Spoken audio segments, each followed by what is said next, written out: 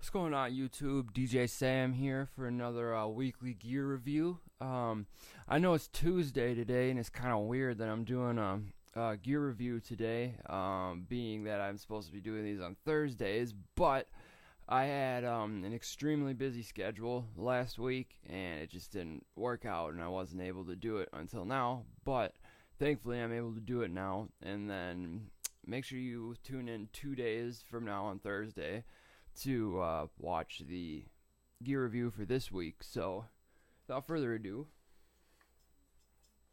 this week's piece of gear is the Alesis V49 Midi keyboard. Now, this keyboard is something I would definitely recommend for a novice or a beginner producer, because this is a very, very basic keyboard. It has the 8 backlit drum pads. It has a mod wheel and a pitch wheel. Also has 4 assignable buttons and 4 assignable knobs, and then your 49 key keyboard. It also has a sustain jack on the back, and then it's a simple USB bus plug-in. Now, the good things about this keyboard are it's a very ergonomically shaped keyboard, so it will fit in your studio very nicely, especially if you're someone who's a beginner and has the space for new gear in their studio. This would be perfect. You know, you're able to have a two-handed playing area for your keys, which allow for, great melodies and all that fun stuff. You also have the 4 assignable knobs and buttons to be able to do some fun stuff with your plug-in parameters or whatever it is you want to assign. The only downside is that it's just these 4 knobs and 4 buttons. There's no banks. So that means it's pretty much 8 different things, then you're done. That really sucks in my opinion, and I think that should be, if that was something that would be changed, I would actually really recommend this keyboard for even people that aren't a novice, people that are even, a few steps above that. But unfortunately it doesn't have that, so that kind of takes away from the keyboard a lot. The keys feel great when you're playing them. They got a good resistance to it and a good weight.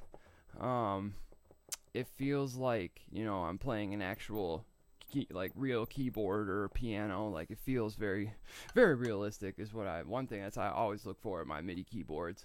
The backlit pads, if I had to find or think of something to compare these pads to, these are I don't know how many of you had the Akai MPD 18, but that original one or some of the older MPCs like the MPC 1000 or the MPC 2000, it has that kind of style pad. Very thin looking, very thin feeling, but it's a very good, sturdy, responsive pad. So another thing that really kind of bums me out is the lack of connectivity.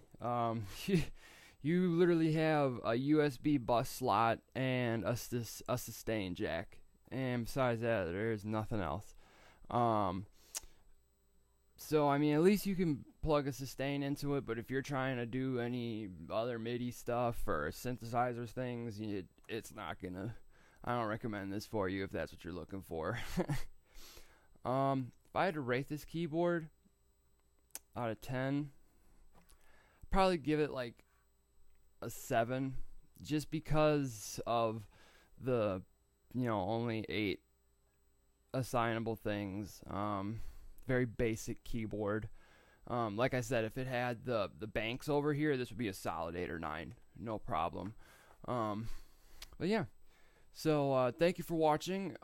Make sure you tune in this Thursday for this week's gear review, and I hope this answered some questions for some of you. And make sure to hit that like button, and make sure to subscribe to DJ Sam for all new music updates and everything else. All right, see you later.